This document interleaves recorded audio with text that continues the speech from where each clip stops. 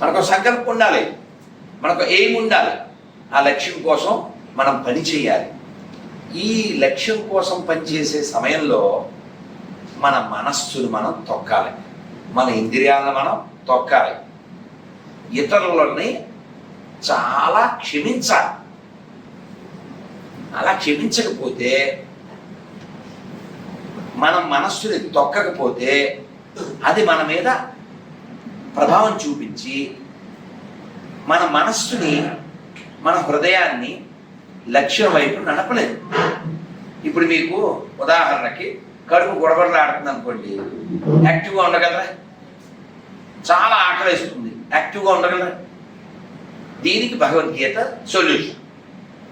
అందుకని దేశం బాగుండాలని కోరుకునే ప్రతివాడు భగవద్గీత చదవండి, ఆచరించాలి. కేవలం శుష్క వేదాంతం అన్న ఉపకారం లేదు.